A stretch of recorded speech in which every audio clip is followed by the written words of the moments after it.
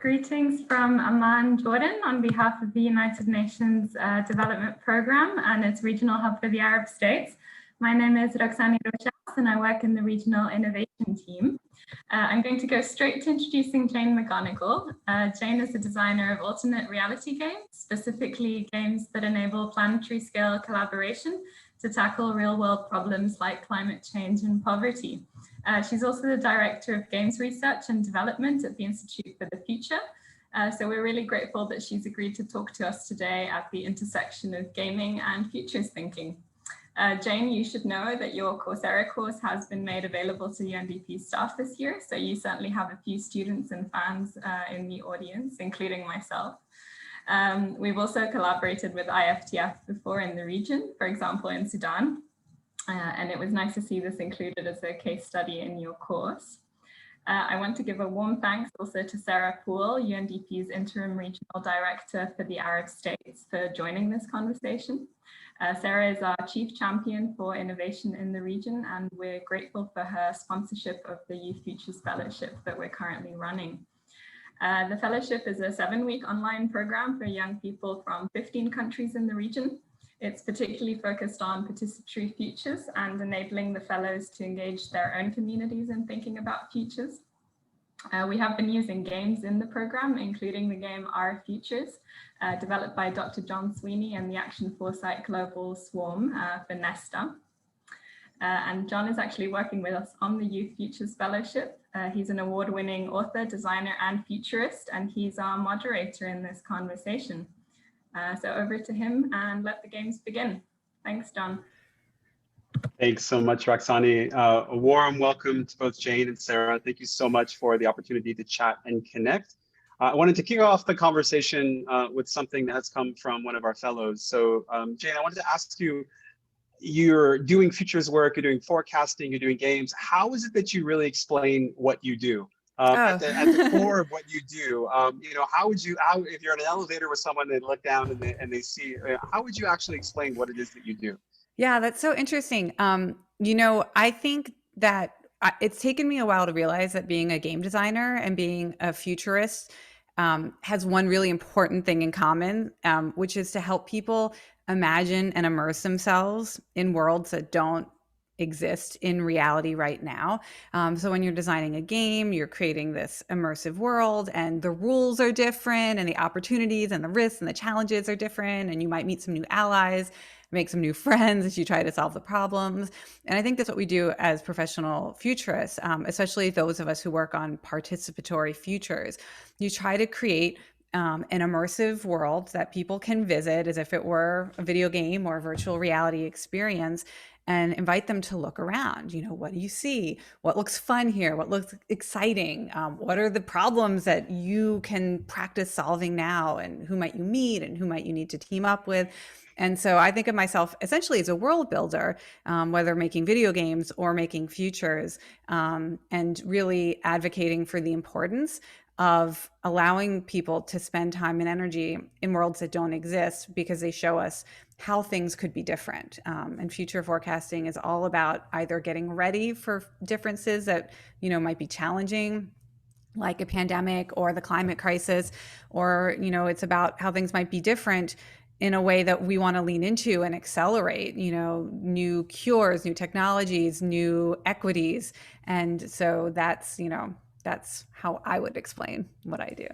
Thanks for asking. No, that's brilliant. No, I wanted to go back to this point that you brought up around, of course, the idea of practicing and the whole notion of a simulation of giving us the capacity and the capability to make better decisions and hopefully to have more informed decisions. And of course, the idea that we, for many of us, are experiencing this alternate reality year, right? Where we are in this, for many people, what seemed likely an unimaginable event, but of course is something that has been forecasted prominently.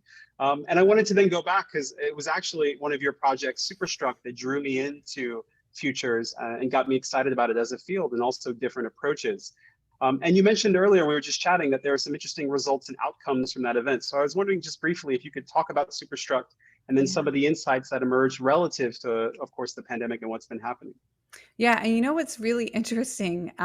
There in one of the Coursera classes, we actually have students and learners learn about the Superstruct game, which was a forecasting game we ran in 2008 and was set in the year 2019. And one of the assignments in this Coursera class, which we launched, you know, when did we launch it? Was it early 2019? Was to imagine that there's a global respiratory pandemic and what would you do to help? So our Coursera learners were actually simulating a crisis we were about to coexist in reality, you know, just a few months before we actually started to live through it. And for me, that's been really interesting to go back and look at the results produced by our players of Superstruct and to talk to Superstruct players in 2019 and 2020 as we started to live through the reality that the game was imagining, just to kind of catch folks up who might not be aware. The kind of simulation that I do for future forecasting is participatory. We don't write a computer program that runs algorithms and, you know, tells you if you do X, then Y will happen. A lot, you know, before I started my work in this space, I think people thought of future simulations as programs that were designed to teach the players, you know, if you allocate resources like this, it will be a disaster. If you use fossil fuels like this, the climate will change in this way. The simulation is supposed to teach players, but the work that I've been doing since I joined the Institute for the Future about 15 years ago is to kind of reverse engineer simulations. The players tell us what will happen, and we invite people to immerse themselves in a scenario and just tell us, what would you do? What would you be worried about in the scenario? What would you be excited about? How would you use your unique communities or skills to try to help?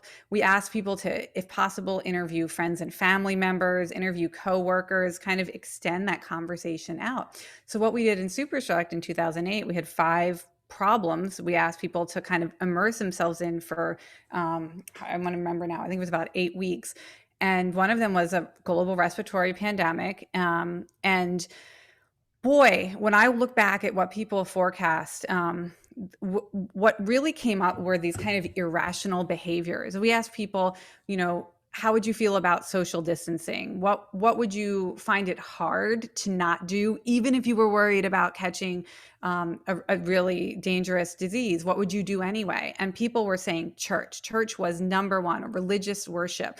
That would be the last thing people would want to give up. We also saw marriages, weddings, funerals. We saw young people really motivated by the desire to go out and meet potential dating partners. We're still going to nightclubs, still going to these kind of social bars and events. And now when you look at where the super spreading events are happening and where people are convening, even though there might be an order against it or they've been rationally told this is a dangerous activity, it's exactly what people are continuing to do, defying, you know, orders, defying regulations. And what that has really helped persuade me that ordinary people can be incredibly, you know, expert futurists. Just when asked, you know, how would you feel and what would you personally do? It turns out that we're very good at forecasting our own, you know, behaviors when we can immerse ourselves in a really engaging scenario with other people and for extended periods of time. You know, that's why we run these scenarios for weeks or months rather than just, you know, like a 2-hour workshop, if possible. So also I've heard from folks who played Superstruct very early in January. I started getting messages from people who played saying, hey, just so you know, my family is already social distancing, even though nobody here in my community is. We're already wearing masks when we go out. We, you know, I mean, people had pre-processed the anxiety or the resistance and we're able to adapt faster and act faster. And I only wish we'd had more than, you know, 10,000 people play that game so that we could have possibly, as a society, been more prepared. Yeah, that's really extraordinary. And that data and those insights are really quite powerful. And I love the idea that you mentioned of reverse engineering these processes so that they are more participatory. And so, Sarah, I wanted to come to you because I know that that's something that UNDP is actively doing and attempting to reverse or rethink or reimagine the paradigm for its own work. And of course, using futures and games as well. So I was wondering if you wanted to jump in and maybe speak to that a bit.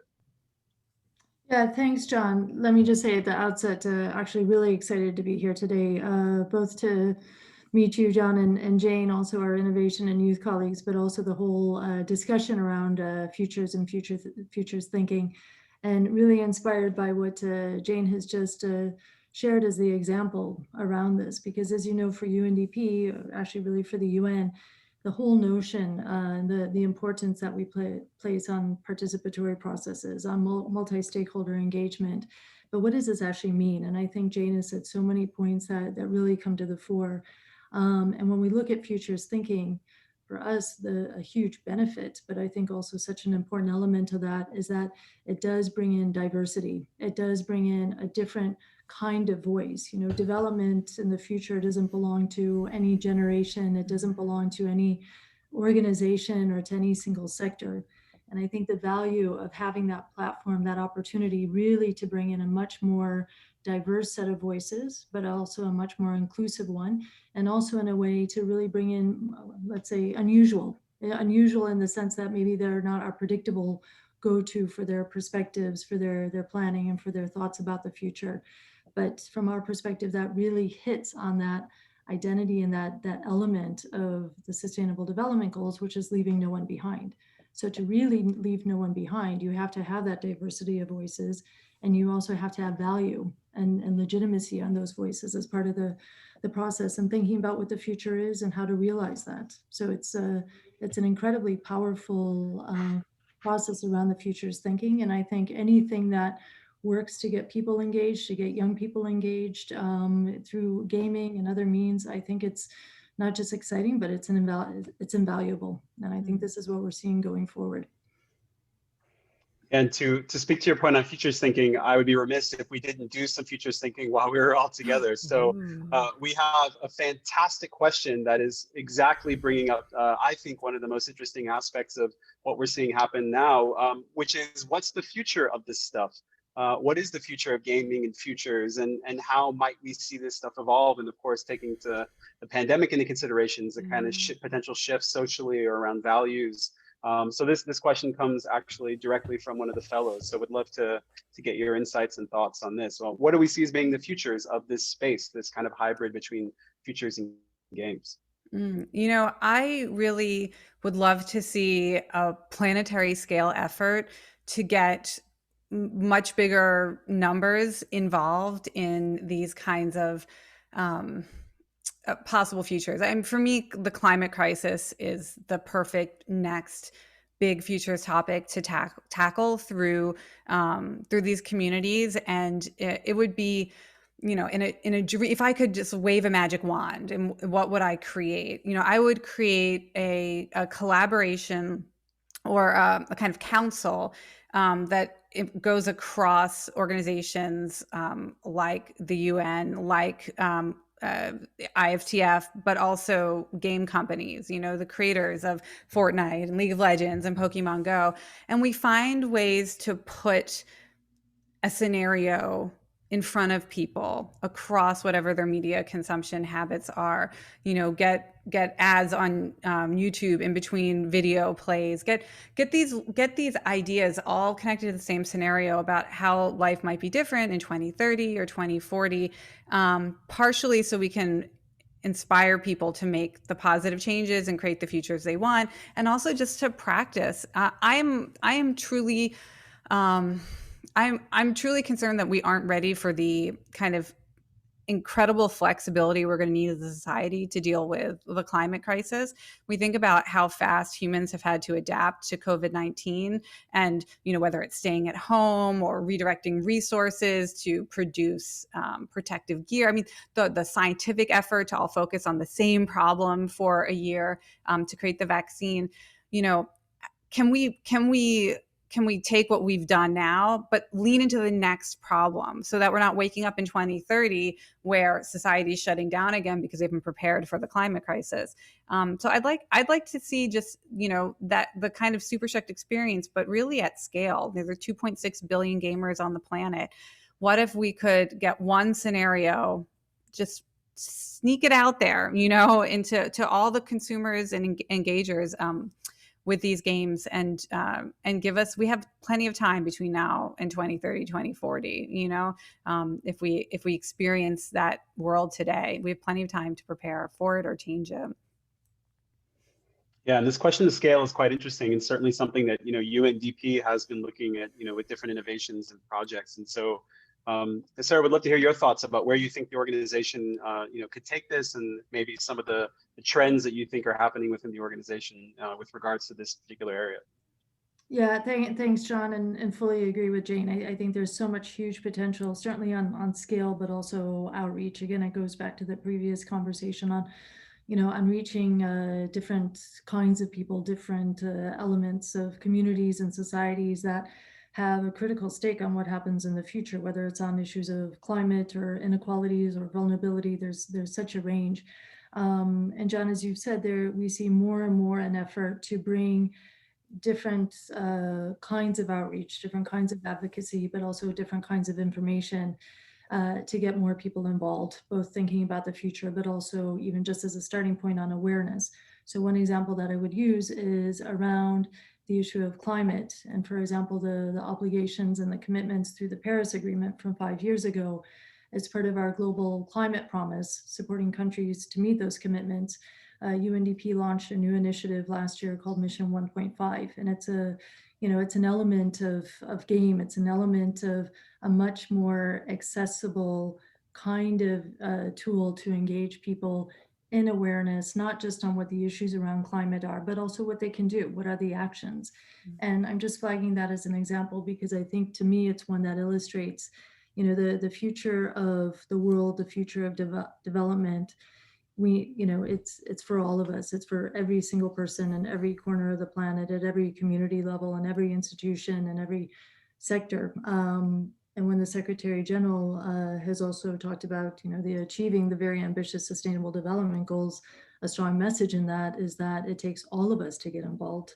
And we often talk about the private sector, we talk about civil society, we talk about academia, but how exciting that here we're having this discussion about, you know, the role of gaming and, you know, game developers also to influence this awareness in these discussions. I find it very, not only exciting, but I also find it very promising.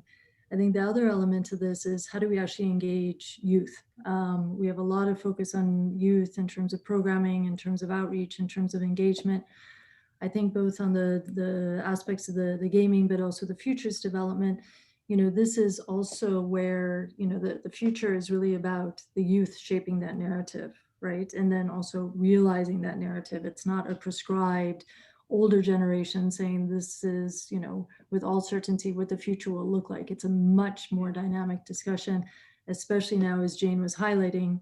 You know, it's an incredibly complex world. I'm sure every generation has said that, but I think what we can say now, the pandemic is one example, the climate crisis is another, but it's an incredibly unpredictable, complex world. And I think these tools and the futures thinking overall help starting to adapt and shape that, and the challenges, but also the opportunities around that.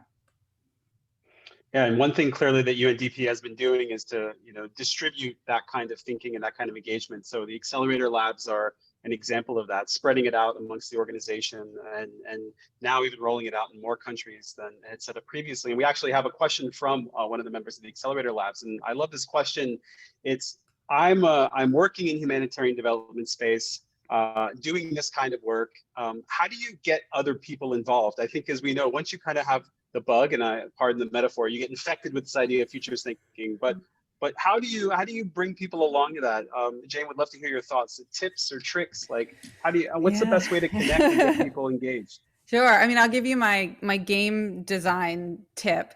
Something I learned early in my professional game design career when I was working with companies like Xbox and Nintendo and Zynga is you have to give the player a win, a significant win in the first 5 minutes that they're engaged in your game, or you're going to lose them. So you have to give them a challenge that's meaningful, an opportunity to quickly, experiment, get better, and then achieve a result in the first 5 minutes. And I've tried to apply that to my futures work, which is why my latest game is called The First 5 Minutes of the Future. And it's literally designed to take 5 minutes to play. And if I can give you an aha insight about the future in 5 minutes, then my hypothesis with that game is that you will now be more open to essentially future stories and future signals. So with the first 5 minutes of the future, we give you, again, an immersive scenario where, you wake up and something strange is happening. There's a deep fake of you on the internet, or the government has shut the internet down and you don't know why or how long it will last. And we ask you what you would do. What would you think? What would you feel? Who would you reach out to first? How would you do it? And in just having that firsthand experience and just give you that chance to have one insight, like, wow, I didn't realize that this is how I would feel, or that I wouldn't know what to do in this situation. Give someone that 5 minute, fever for the future.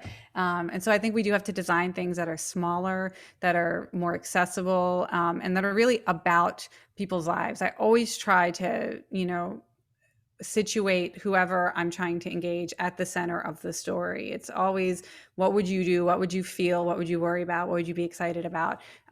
Because if we're not centering people in this future, it's very hard to get the brain to care about sort of society and strangers 10 years from now. It's hard enough to care about other people every day, but to develop empathy for a future world that seems like it doesn't affect us directly. We need to center people. 5 minutes, put people at the center. Yeah, no, I love that. I think that's really great, right? A lot of times, of course, the criticisms of futures thinking is 30,000 feet, right? And how does this relate to, who I am now and what I'm feeling now and what's important to me now? And I think bringing it back to people's, the immediacy of that moment is really quite great. And I have to say, the fellows played the game. We localized the game, so we made it regional, and they loved it. And the insights definitely emerged within just a few minutes. And so it was a great experience. We're winding down. We're running out of time. I, again, would also be remiss if I didn't ask both of you at present, what is either your favorite game or the game you've been playing most over the last, let's say, 9 to 10 months, especially? Yeah, I've got two quick answers. Pokemon Go, because it has connected us with people that we haven't been able to see in person, especially my kids, that they can go on these remote raids or send virtual gifts to people that they used to know in real life, and now they can only see in the game. And also there's this wonderful app called Self-Care, which is a game where you stay in bed all day and you take care of your cat and you light candles and do positive word affirmations, and it's the kind of opposite of adrenaline packed gaming. It's very calming and centering, and if you're not like a meditator but you're looking for a way to control your heart rate, your breathing rate, your emotions, Self-Care is really great, kind of put you in a calm state of mind to solve whatever real world challenges you're dealing with. That's great. That's great. Sarah, I know I'm totally putting you on the spot, but do you game? And if you do game, what's a game that you enjoy, or a game that you've been playing a bit over the last 9 or 10 months? So I don't know if this is going to count, but certainly with the shutdown and with my children being at home quite a bit at the time, I've been playing a lot of Harry Potter Clue and Ticket to Ride. Oh, great. So which are both great games, but I have to say, Jane, thanks for the tip on the Self-Care app. I think now more than ever in this uncertain world we live in, that sounds something also super important as well. I'm going to look that one up. Great. Yeah, I think those totally counts. And I think what I love about just asking people about games that they like or they play is you find that, right, everybody has that experience. And of course, it's not just one of the core aspects of growing up, but still, a critical aspect of, who we are and what we do and how we make meaning in the world. So I cannot thank you both enough for the opportunity to chat and connect. I'm going to invite Roxani to come back and talk just a little bit about what we have coming up, but just really want to say thank you. Thank you for the opportunity to connect as part of this series.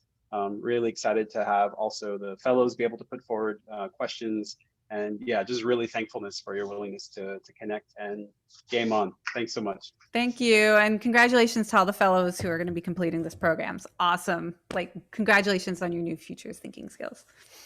Thank you, and congrats from you as well, and Jane and John, really a pleasure. It's been a great, fun, enlightening half hour. Thank you.